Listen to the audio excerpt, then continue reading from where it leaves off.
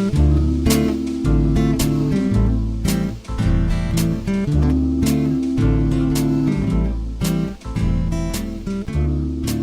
the New Arts and Media Studios in Milwaukee, I'm Charles Purcell. This is The Log. I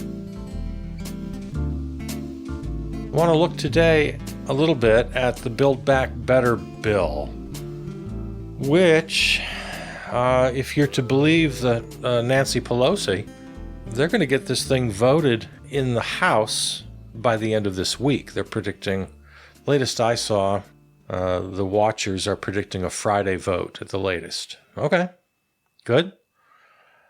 It's never really been in doubt in the House. Of course, the whole issue holding it up were the progressives who were keeping Joe and the entire Democratic Party to their promise, which they broke. It was a promise from Nancy Pelosi, from Joe Biden, from the great majority, if not all, of the Congressional Democratic Caucus, that the two bills, the infrastructure bill, the so-called bipartisan infrastructure bill, and then this Build Back Better reconciliation bill, would be tied. They would not pass one without the other.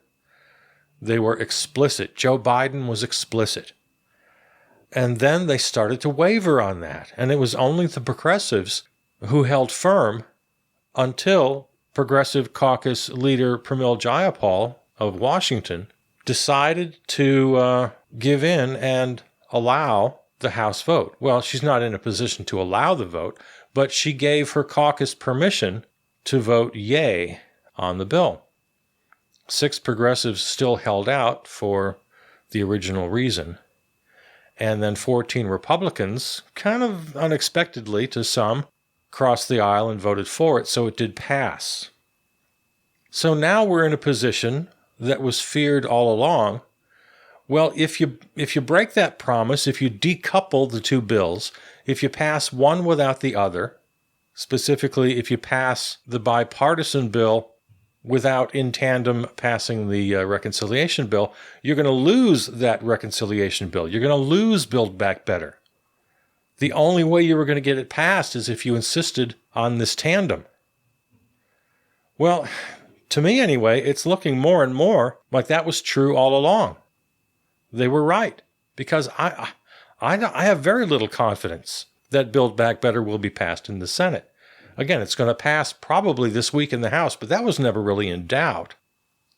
Jayapal's rationale on this, as she described in various interviews, was that she had the promise of Joe Biden that he had the votes, that this will pass.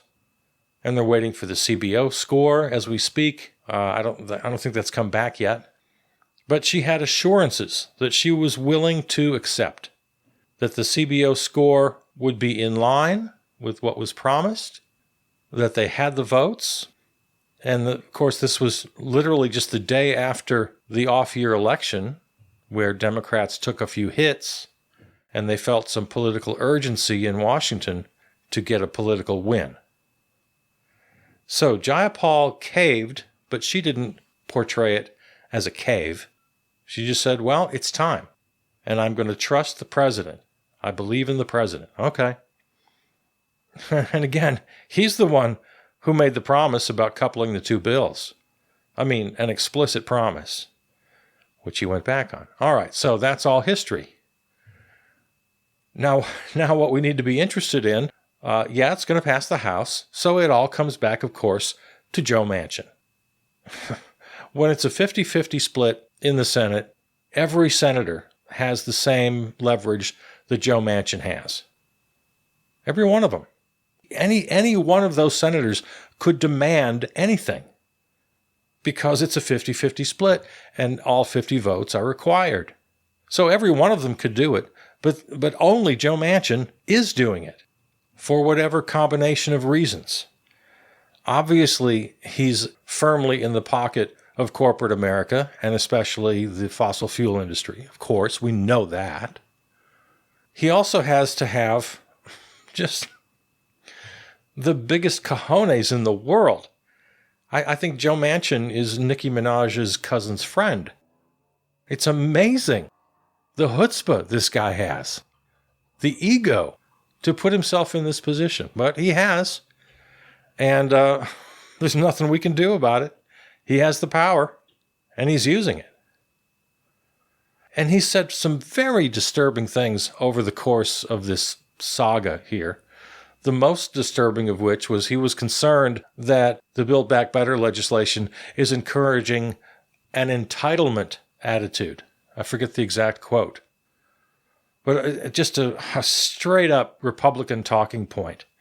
Well, we can't give things to Americans. It'll make them lazy and entitled. It'll change our culture. It'll change America. How this guy is a Democrat, I don't know. I don't get it.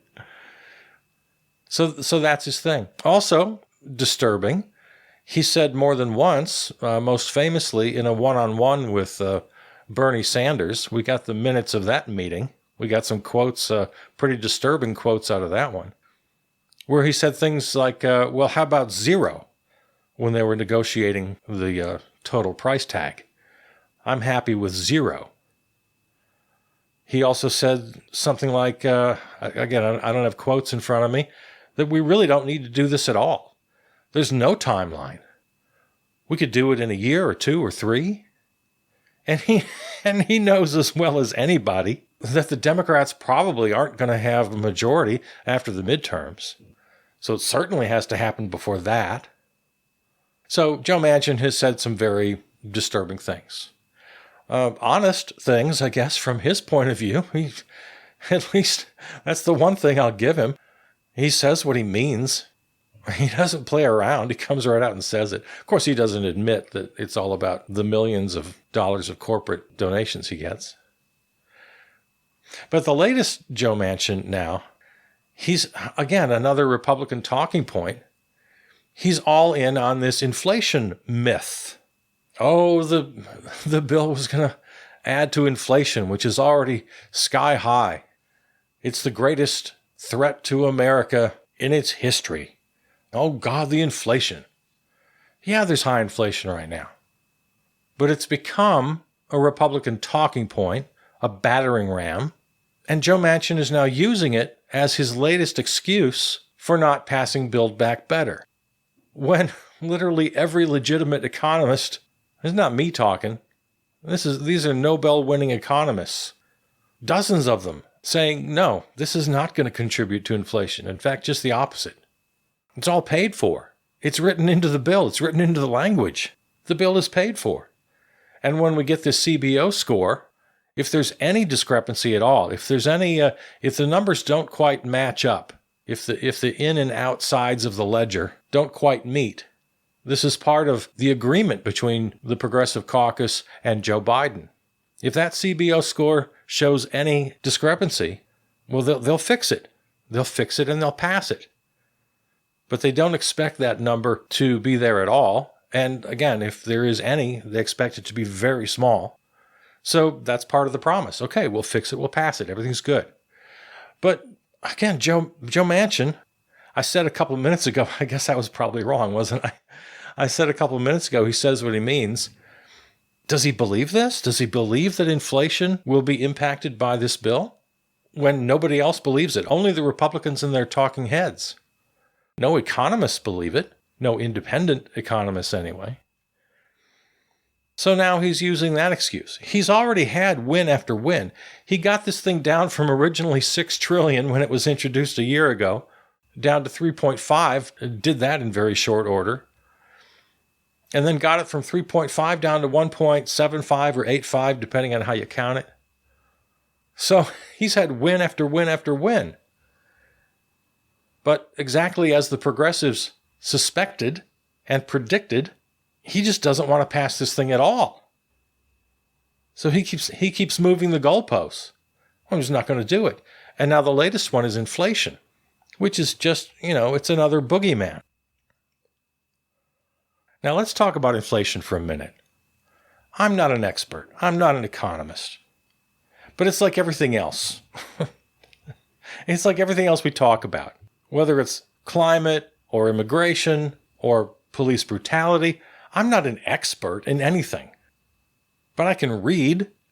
And I can certainly see very clearly when there's a consensus among the experts. I'm not going to automatically fall in line, but at any given moment, you go with best evidence, right? Otherwise, you're just what people call themselves free thinkers. That's just BS. Then you're ready to believe anything you want to believe. There's nothing wrong with looking at a consensus of experts. Look at the argument. Look at the data. Look at the consensus. Look at the numbers. As a non-expert in most things, and you're a non-expert in most things, we all are non-experts in most things. Just look at the evidence. All right, inflation. Yeah, it's had quite a jump in the last few months. And it's up to about 6%. And that's high. And it's completely to be expected. The pandemic crashed the economy. The whole world basically shut down. And so manufacturing around the globe plummeted. Supply chains were broken. And the greatest consumers in the world, Americans, when they couldn't go out and go to restaurants and go to the bar and spend all their money on these fun entertainments we all love so much, well, instead, they moved all their spending to stuff. And they got online and they ordered like there was no tomorrow. Consumer spending went through the roof before the pandemic was even over. So the supply is down, manufacturing is down, the supply chain is down, supply down, down, down in every sector, while the demand is up, up, up. Anybody here take Economics 101? Anybody understand supply and demand? It's so basic. This is high school stuff. The disparity between supply and demand was so extreme. Well, what did you expect? Yeah, inflation. Has nothing to do with Joe Biden, has nothing to do with politics. I mean, there's nothing they can do. Just got to ride this thing out. One side of the political divide in America has been singing the same refrain for over a year. And it's absolutely right. The only way to get the economy back into some sort of working order is to defeat this pandemic. That's the only way. You can't get the stuff you want at the price you want as long as the world is enveloped in this global pandemic. So supply has not been able to keep up with demand, and it's extreme. And so inflation has jumped. No kidding. It's got nothing to do with politics, has nothing to do with Joe Biden's policies. At the most, I'll throw you this bone, okay? If you're carrying water for that side, Biden's first big piece of legislation was the COVID Relief Act. And it did pump some cash into people's hands. Pumped some cash into my hands. Actually kind of changed my life. It gave me a little bit of a cushion. I could afford to downsize my living situation, which I've been wanting to do for a while. But it costs money to move. You got to come up with first and last month's rent, and you got to hire movers.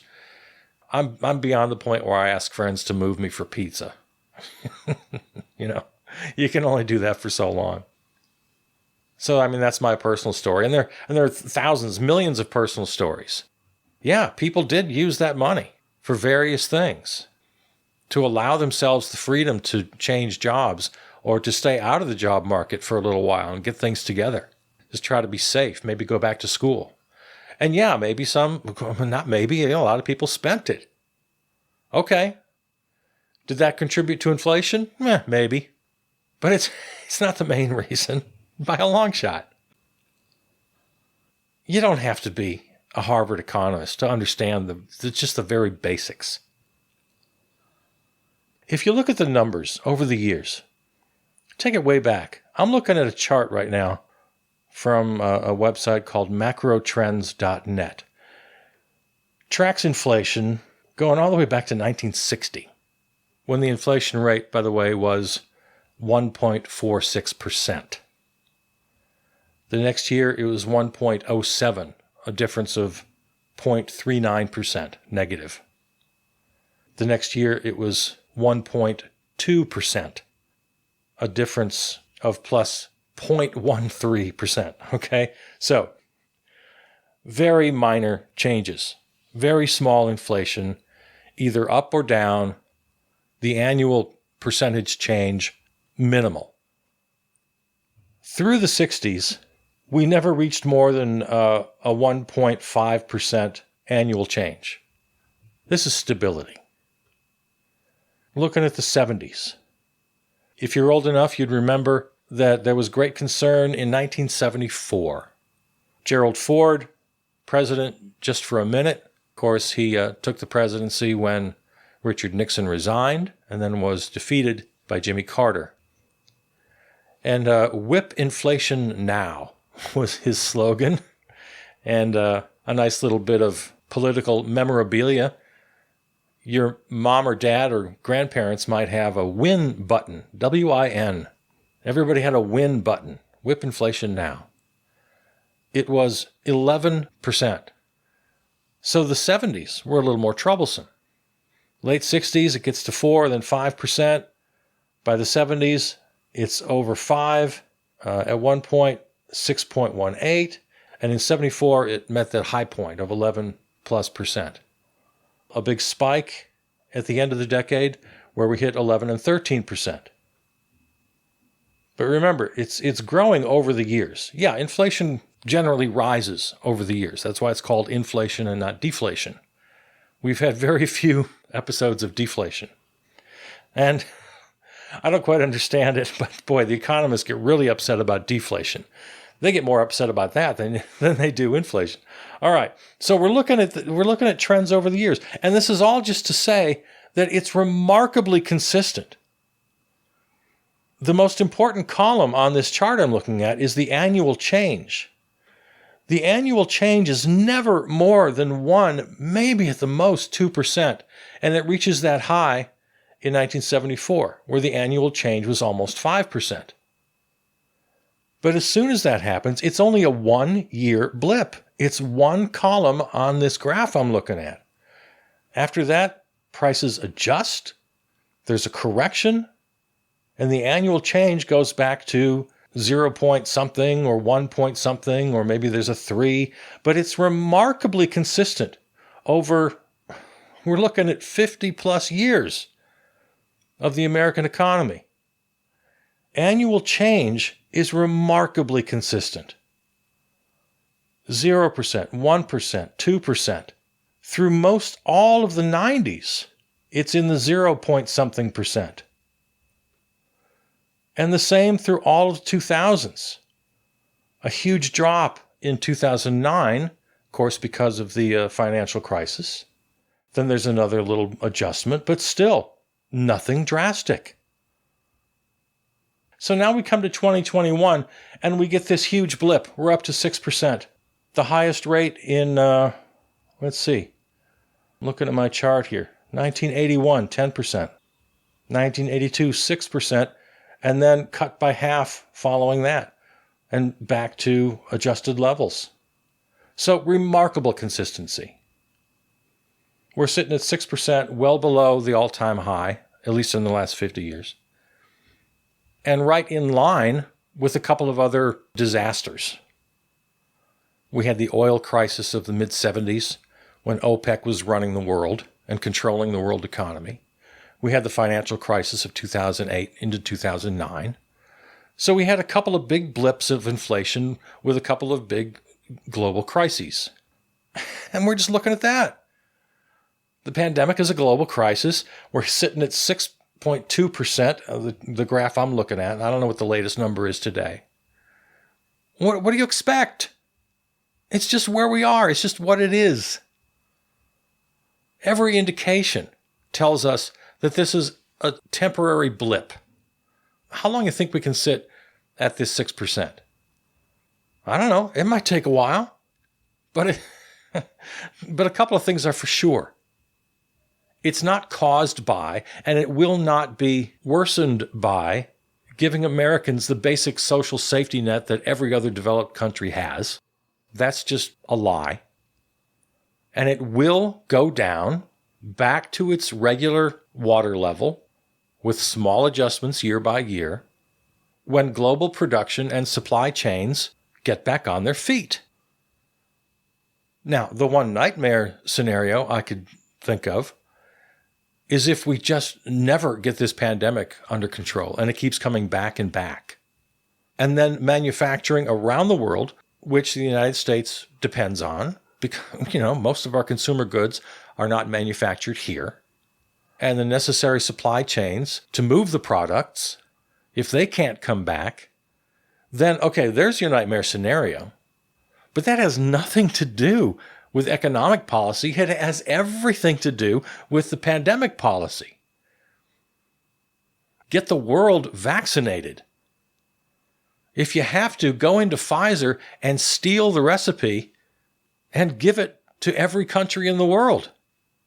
We need some really good hackers to get into Pfizer's system, steal the formula, get it to everybody in the world, and then the rich nations of the world have to fund it.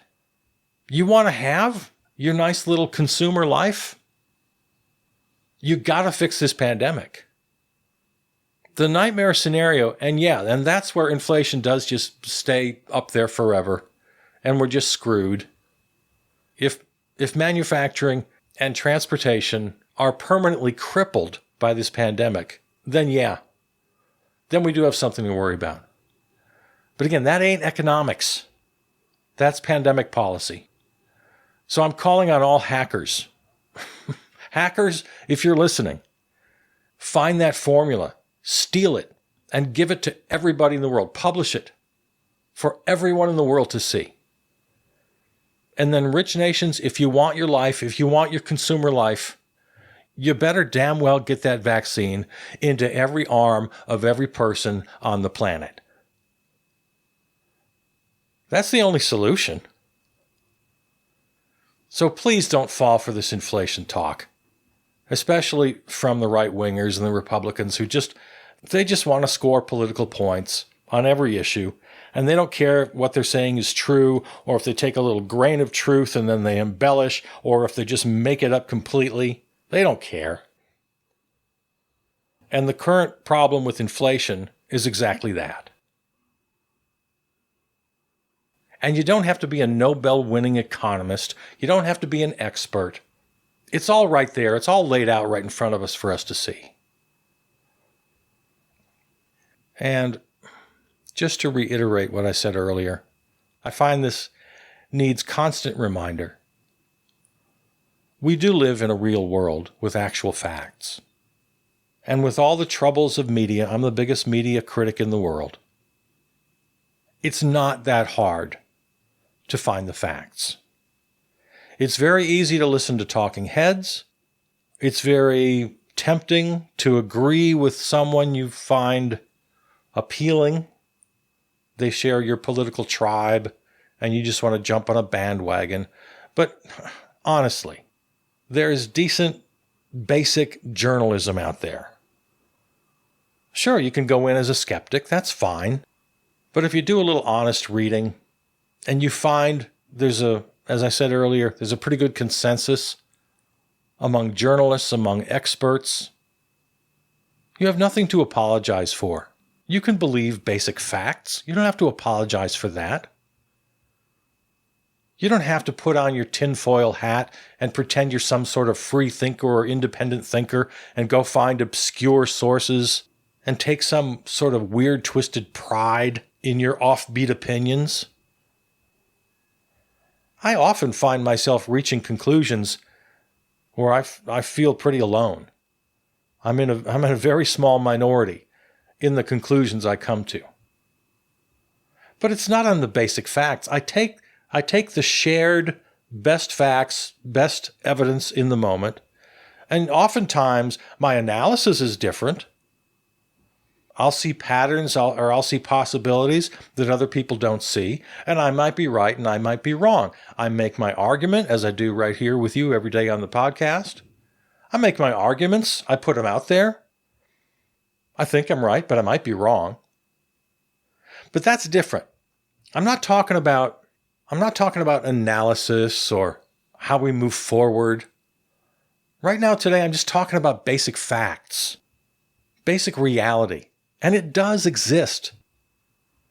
If you're constantly going off in some weird world of conspiracy theories or the deep web, you're deep into YouTube or on the page 36 of your Google search, if you're seeking out a lot of weirdness just because that's your thing, I don't really have much respect for that. I have no respect for that. The facts I've given you today are indisputable. Now, you could argue with some of my analysis, some of the conclusions I've drawn from those facts, but the facts are facts. We've degenerated so far into this religion of relativism. It is not helping anybody. Again, I often come to unpopular conclusions. I'm in a very small minority on the way I think the world ought to work. But I don't go out and do my quote-unquote research. I don't do it backwards. I don't find people who agree with me, and then I automatically put my full faith and trust in what they have to say. Facts come first. Analysis comes second. And you don't have to be a genius. You don't have to be a credentialed expert. Just read the damn news. Get a variety of sources. Do a little fact check. Look for wide consensus. Look for best evidence in the moment. It's right there. It's at your fingertips. It's in your pocket or in your hand right now. It's not asking much. All right, well, I didn't intend to get off on that tangent, but it's just so frustrating that people just believe what they want to believe. And they fall prey to those who would mislead them, like the Republicans are doing right now about inflation. Especially when there are plain black and white facts to be had. All right. Well, there it is. I wish you luck, and I wish you wellness, and I hope this current bout with inflation isn't doing too much damage to your personal finances. I sincerely hope that's the case, and that we can all get through this. I'm not dismissing the fact that this has taken quite a bite out of people's budgets. Not dismissing that at all. Yeah, it's real in the moment. Of course it is. But what we do about it, especially how we decide to vote about it in the upcoming midterms, we can make things better, or we can make things a whole lot worse if we're gullible to those who would use this and embellish this and twist this for their own agenda. Just don't be manipulated by them. And good luck to you. Good luck to all of us. All right. I love you. I'm Charles Purcell.